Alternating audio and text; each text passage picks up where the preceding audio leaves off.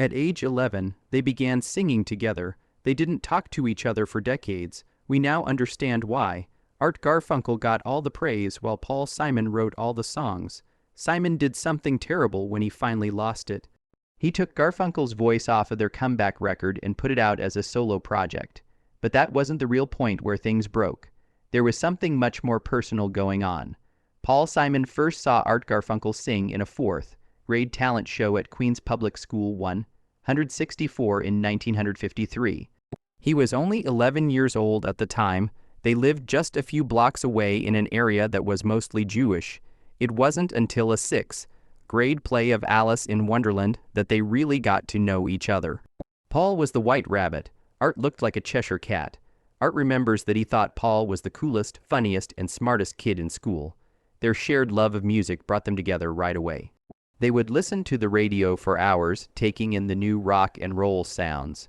They soon got together with some friends to form a small street corner music group, which they called the Pepton. They worked on duets and learned how to make their voices sound good together. Soon, they were acting together at school events, which was the start of the friendship that would make them famous one day. They both chose to record a song called Hey Schoolgirl in 1957, when they were both only 15 years old. They got $25 together and went to Manhattan's Sanders recording studio. They had good luck. A music producer named Sid Prosen heard them and liked what he heard. He talked their parents into letting him sign the boys to Big Records, his own record label. The name Tom and Jerry came from the cartoon, and it was a catchy name. They were thrilled when a famous DJ played their song on the radio.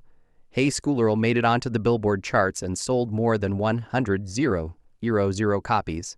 Back then, it was a big deal that they got to be on American Bandstand. But that early spark didn't quickly turn into long-term success. Their next songs didn't do well, and people stopped being as excited about them. It was still a taste of what could be. There was a rough patch in Simon and Garfunkel's friendship before they became famous. Years ago, in 1958, there was a terrible event that neither of them would forget. Once they were done with high school, both of them chose to go to college in case their singing dreams didn't come true.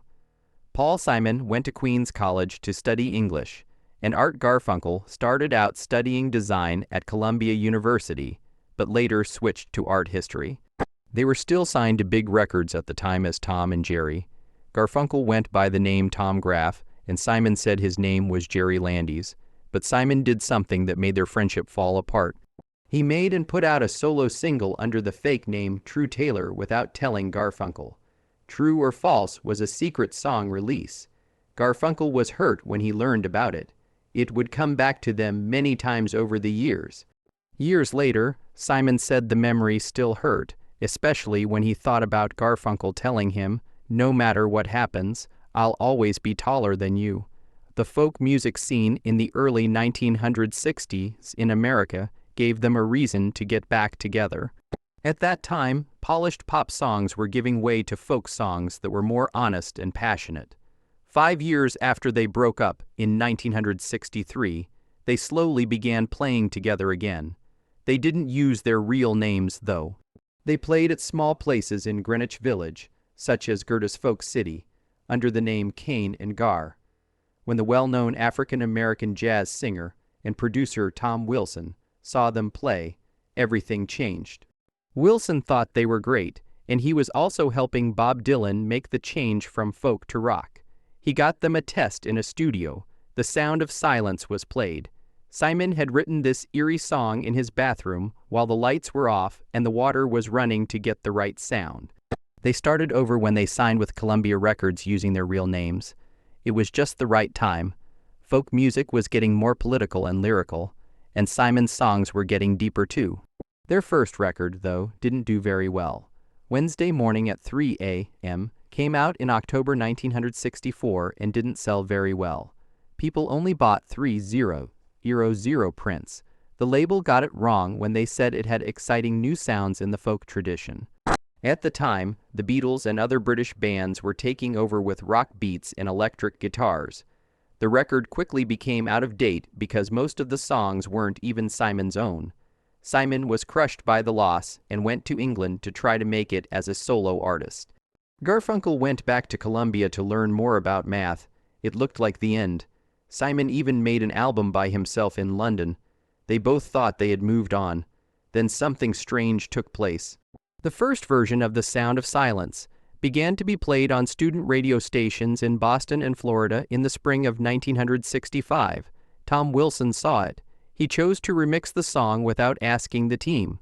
Using studio musicians, he added drums, bass, and electric guitars to the first version. The track wasn't smooth, though. The studio musicians had a hard time keeping time because the original had problems with the tempo. Roy Haley had to use echo effects to hide the fact that the beat wasn't quite right. Simon found out that the remixed song was going up the US charts while he was playing in Denmark in September. He was shocked when he finally heard it. The people didn't agree with him that it sounded messy and awkward. On January 1, 1966, the song was number 1. After being on the Billboard Top 100 for 14 weeks, Simon and Garfunkel became popular all of a sudden. They had to work together again right away to make a new album called Sounds of Silence, riding the wave of a hit that nobody saw coming. Simon and Garfunkel's third record, Parsley, Sage, Rosemary, and Thyme, came out in October 1966. They made a big change at that point. It was number 1 on the Billboard charts for almost 3 years and sold more than 3 million copies.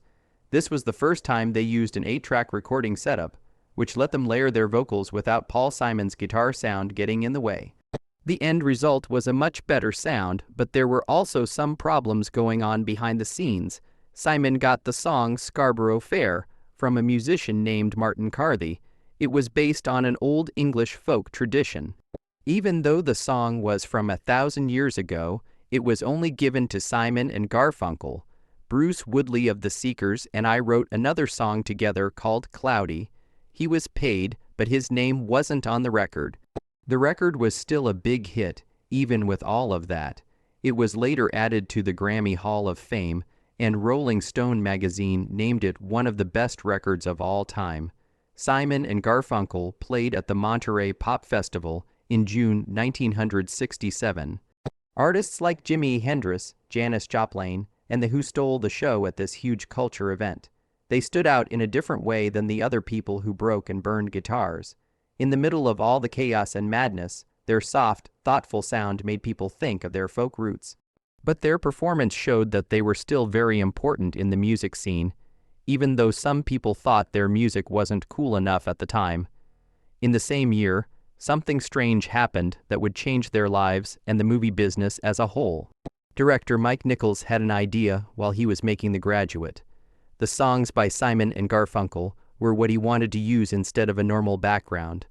Paul Simon agreed to write 3 new songs for the movie at first, but on tour, things got in the way. Instead, the person who cut the movie used songs like The Sound of Silence and Scarborough that were already out there. They chose to keep the song because it fit so well. Both the movie and the music made me feel better. The music was such a big hit that it even beat out the Beatles on the charts. Nick wrote one new song for the movie called Mrs. Robinson, which went on to win Record of the Year. Movies with their music helped make them more emotional, and movies with their music helped them reach a bigger, older audience. Many movie makers would be inspired by this way of using famous music in movies in the years to come. But there were cracks beginning to show in all the success. The two were having a harder time working together. Most of the creative choices were made by Paul Simon, who wrote all the songs. Art Garfunkel's main job was to sing. Simon later said that he could feel the unbalance. Garfunkel would often sit in the control room and give comments during recording sessions, but Simon did most of the work. Because of this, anger developed.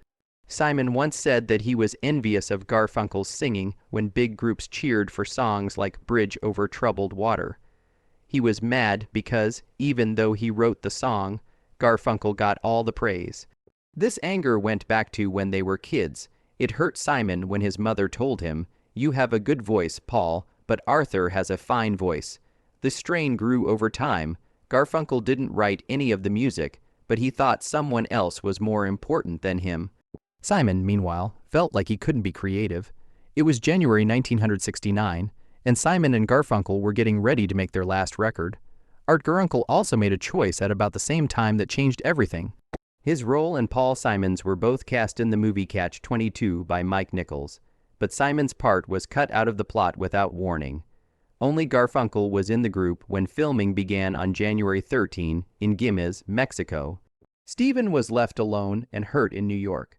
Afterwards, director Charles Grodin said this was the point at which their relationship began to break down.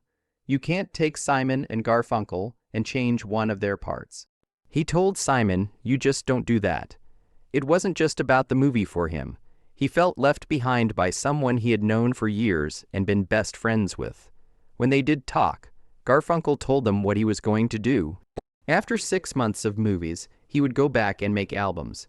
He didn't agree with that, though. He talked about it in the documentary Restless Dreams and said, "Actually, no, that's not going to happen. I'm not going to do that." Simon was already doing most of the work on their songs.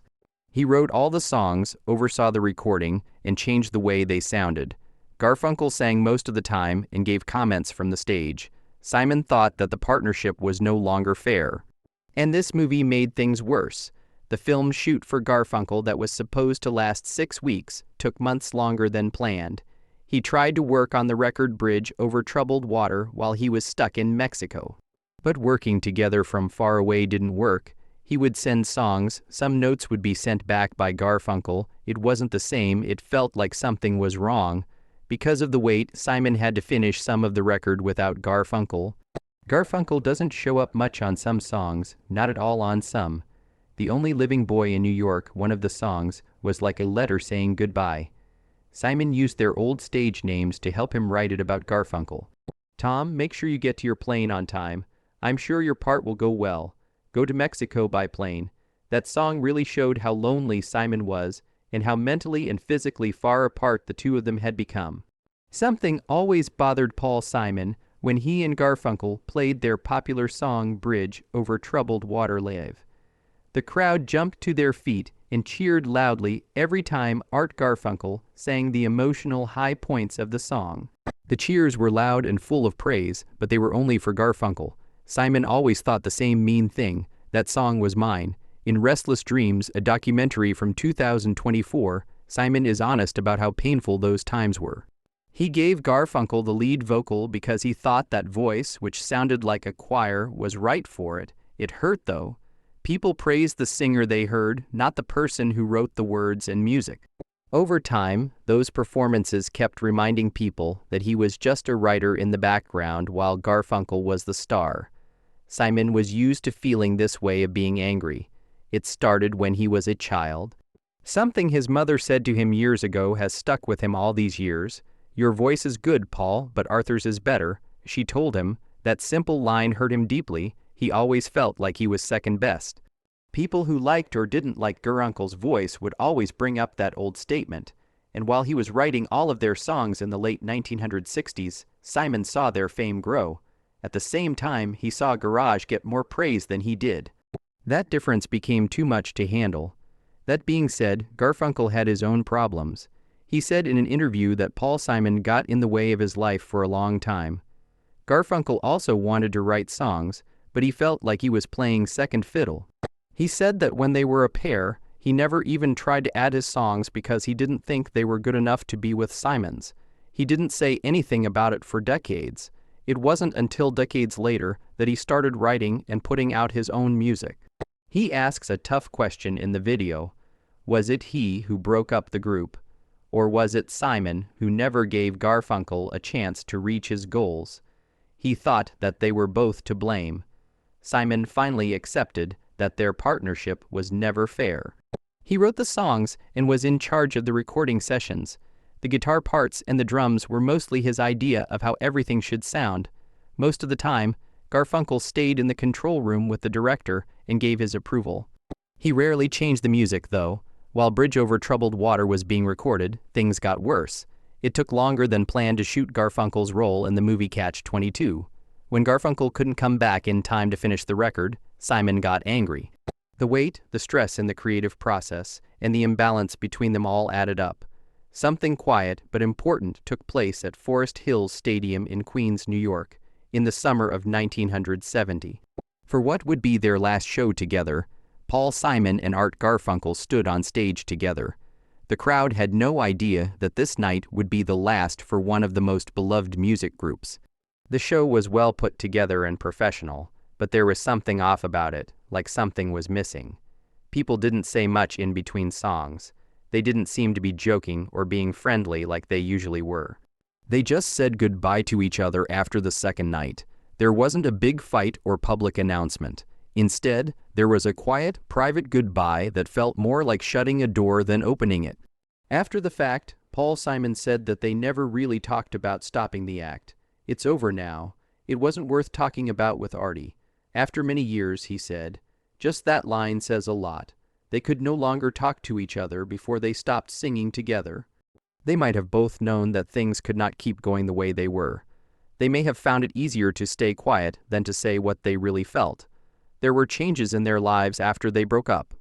When Paul Simon went solo, he threw himself into it. He not only lived, he thrived. One of his first records, Paul Simon, came out in the 1970s. Another was There Goes Ryman Simon. After all these years, they were full of new ideas and energy. Hits included Me and Julio, Down by the Schoolyard, and 50 Ways to Leave Your Lover. Simon wasn't just one half of a great pair people saw. He could write strong songs on his own. He kept pushing his creativity, and in 1986, he put out an album called Grace.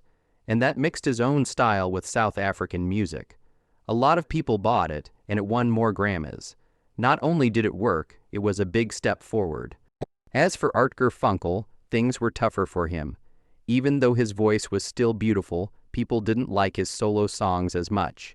In the 1970s, he put out a few records, but none of them were as good as the ones he and Simon made together. He did less and less music after that. People still liked his singing, but he had a hard time finding the same magic on his own. The attention moved on, but he wasn't done making things. It's funny, but Garfunkel's acting job turned out better than expected. People liked how he played roles in both Catch-22 and Carnal Knowledge. He was praised by critics as a natural actor with a strong personality. People were shocked. Even Simon, many years later, said that the respect Garfunkel got made him angry. Someone wrote in a biography that he was told that everyone thought Artie was very talented, had a lot of heart, and was even pretty. You could feel Simon's anger in his words. The song they had made together, after all. The person he used to sing with was now getting praise for something else. When I think about it now, their split wasn't just about music. It showed that something more important was going on in the world. Some of the most important songs of the 1960s were by Simon and Garfunkel. As people looked for meaning, fought for justice, and dreamed of a better world, their music spoke to them. It wasn't just fun to listen to songs like The Sound of Silence. People thought about them. Bookends, their record from 1968, showed how they felt when they were growing up, facing the world, and not sure where it was all going. They made the sounds of an age that wanted things to change. Things were different in 1970, though. In the 1960s, there were protests, hope, and togetherness, but all of that was beginning to fade. People were focusing on themselves. The large actions turned into personal trips. Bridge Over Troubled Water, the duo's last album, was more than just a song. It felt like the end of an age and the start of a new one. The title track, which is both sad and happy, seemed to talk about that change. Over the years, it stayed at the top of the charts, even though people were getting used to different types of music and hope. Paul Simon and Art Garfunkel got back together in 1975 for a song called My Little Town. They had a nasty breakup in 1970. It was their first big project together since they went their different ways. They didn't record the song together as a real duo, though. Instead, they did it separately and put it on their own personal albums. It was a good song. There was no 9 on the Billboard Hot 100, and it was #1 on the adult current chart for 2 weeks. Still, the get together felt more like a business move than a genuine return. He even told Garfunkel that he wrote the song to sound darker because he was singing too many sweet songs. They sang it on Saturday Night Live, but soon after, they went back to their own things. Simon's record won a Grammy, but the short time they spent together didn't make things better. It only made things more clear about how different they were now. In 1981, after a few years, they tried again. For this event, there were a lot of people in Central Park. There were 500,000 people there to see them play. It was one of the biggest shows ever in the US. The event was meant to bring notice to and money for the park, but it became an important part of culture. As night fell over New York, they played 21 songs, beginning with Mrs. Robinson. A world tour was made possible by how well it did with fans. Things were going wrong behind the scenes, though. After the fact, Garfunkel said it was exciting to be in front of so many people. Simon did say that they didn't talk to each other much during the tour, though. There were cheers and clapping, but their own problems were still right there in front of them. After that, 1983 was one of the worst years. When they got back together to work on a new record called Think Too Much after the success of Central Park, the old problems came back. It took a long time for Simon to get used to Garfunkel carefully recording his voice parts. After that, he called Garfunkel out of the blue and told him that his vocals would no longer be on the record.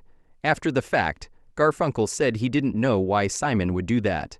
An engineer said that the master tapes had no sign of Garfunkel's voice on them. The record came out in November of that year as a solo project by Paul Simon. It was called Hearts and Bones. Only bootlegs shared by diehard fans have kept Garfunkel's voice alive. One of these is a haunting solo on Song About the Moon. That hurt a lot, and it made a relationship that was already broken even more. Things got even worse by 1993. They tried to perform together again in New York, but the plan fell through quickly. A report that said Garfunkel was just one of many performers on stage made people angry. A spark was lit by that small comment. There was so much stress behind the scenes that it got physical. After the fact, Simon's boss said he was afraid someone would get stabbed if there was a knife close. People said they saw pushing and yelling, and the crew was afraid it would spread to the stage. These fights showed that the hurt and anger hadn't gone away after 20 years. In fact, they were stronger than before. Two men in their 50s were still fighting the same things they had been fighting since they were kids. Their first meeting was when they were both 11 years old. They were high school boys in Queens, New York, and they sang together in shows and on the street. Back then, music, friendship, and the thrill of performance were what brought them together. No one could have known how well-known they'd become or how bad things would get in the end. As their fame grew, a strong but quiet attraction started to form between them. Angry feeling, Paul Simon's height was something that really drove him crazy. It may not seem important now, but he thought it was very important. After many years, he remembered the time Garfunkel made fun of him by saying, "No matter what happens, I'll always be taller than you." It hurt so much that Simon would never forget it. It wasn't a game. Simon was already having a hard time with shame and doubting himself. He went to therapy for years, and one of the things he talked about a lot was how short he was. It was even worse that Garfunkel seemed to know. In a later interview, he said that he had made friends with Simon as a child because he felt sorry for him because he was so tall. He told Paul that as payment, he would love and be friends with him, and then he said something scary. That act of repayment turned into a monster. The difference in their height became a sign of something deeper, a mismatch of power. The songs were written by Paul. Artie sang them, but Garfunkel was often seen as the star by the crowd. Their boss even said that Paul felt pushed to the side when fans cheered out loud for Artie's voice, even though the songs were his. Even though things were tense, their past kept them together. In 1957, they made a small single for $25. By 1970, they were famous all over the world. That kind of trip doesn't happen very often, and the stress was huge. In a recent program, Simon said that Garfunkel was his best friend, and that fame had made him feel bad. Still, there were cracks right away. In 1958, not long after their first big hit, Simon recorded solo music without telling Garfunkel. That hurt never really went away. Even after 60 years, Garfunkel brought it up and said he was shocked and upset that Simon kept it a secret. It was never just business that caused them to split up. It was private, messy, emotional, and full of pain that hadn't been dealt with. When Garfunkel asked out loud, "Am I the one who broke up Simon and Garfunkel? Or is Paul the one who failed to accommodate Garfunkel's enriching of his own career?" He was upset that people saw him as Simon's voice and not an equal partner. He finally told her something painful. I meant to hurt his feelings, and I did. Simon, on the other hand, had already changed his mind. For him, they were going to break up. He said in an interview, duos don't stay together. He linked their breakup to the breaks between Lennon and McCartney and the Everly brothers. He also said that when two people get back together, it's not about the music, it's about the business. But they kept getting back together, at least for a while. Over 500,000 people came to their reunion show in Central Park in 1981 and loved it. But by 2016, Simon had had enough. "We don't get along," he told her straight out. They had to cancel their last tour in 2010 because of Garfunkel's voice problems, which was the last straw for Simon. "He let us all down," he said. "I didn't feel I could trust him anymore." In the end, their story was one of brilliance, beauty, and bitterness. Two boys from Queens changed the course of music history, but they couldn't escape the pain of growing up together and then growing apart.